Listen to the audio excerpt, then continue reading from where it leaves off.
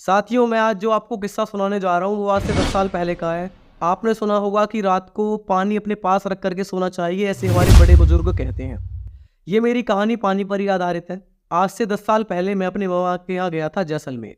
वहाँ जाकर के पता चला कि यहाँ तो 2 साल से अकाल पड़ा हुआ है और पानी लेने के लिए 5 किलोमीटर दूर जाना पड़ता था। मामा मामी से मिलने के बाद में मैं और मेरे मामा का लड़का गोपाल, हम दोनों पानी लेने के लिए चल पड़े। रास्ते में पैदल चलते हुए हम दोनों थक गए और एक जगह जाकर के बैठ गए। तब उसने मुझे एक किस्सा सुनाया। पिछले साल पानी की वजह से एक औरत का बच्चा रो रहा था और वो काफी बीमार भी था।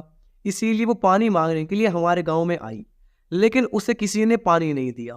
जब वो वापस लौट रही थी तो रास्ते में उसको ठाकुर के घर पर पानी दिखा, तो उसने बिना पूछे पानी पीने की कोशिश की, क्योंकि प्यास बहुत ज्यादा लग रही थी, अकाल पड़ा हुआ था। जब उसको ठाकुर ने देखा तो वो गुस्से में आग बबूला हो गया और कुदाली लेकर के उस औरत की तरफ दौड़ा। उस औरत ने भागने की कोशिश की, लेकिन फिर वो गिर गई।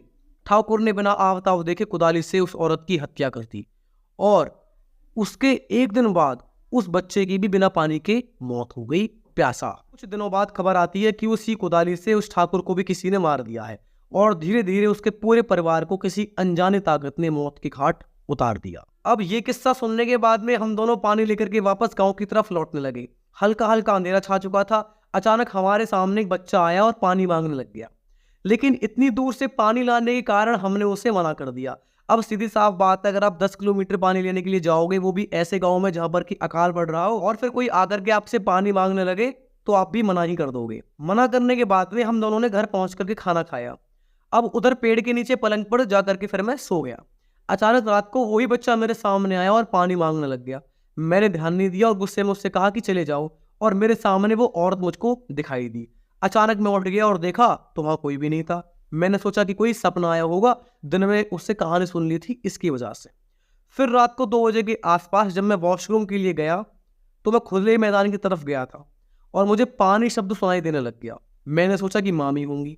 फिर मैं वापस पलंग की तरफ जब लौटा तो अचानक ही फिर पानी शब्द मुझे सुनाई दिया। अब मैं गुस्से में आग बबूला हो गया और कितना कहा कि कौन है, सामने आओ, अभी पानी देता हूँ।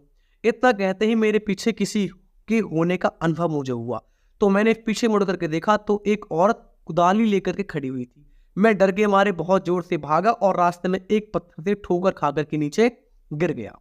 उसके बाद जो हुआ वो चमत्कार से कम नहीं था।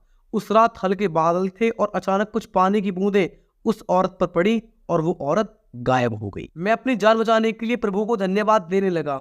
अगले दिन सुबह जल्दी 5 बजे मैंने अपने घर मकराना जाने की ठान ली। मैं अपने मामा मामी को बिना बताए वहां से निकल गया। स्टेशन पर पहुंचा और बैठे हुए मैंने देखा कि बच्चा रो रहा था। मैं घबरा गया, लेकिन वो औरत पास आई और पानी मांगने लग गई। अब मेरे को पानी चाहिए था, लेकिन मैंने अपनी बोतल से उसको पानी दे दिया और उसके बाद रेल आ गई। मैं अपने घर पर पहुंच गया। उसके बाद से हमेशा पानी को अपने पास रख करके सोता हूँ। तो मित्रों, अगर आगे से आपसे कोई बच्चा या कोई उसकी माता पानी मांगे तो उसको पानी देना बिल्कुल भी मत भूलना।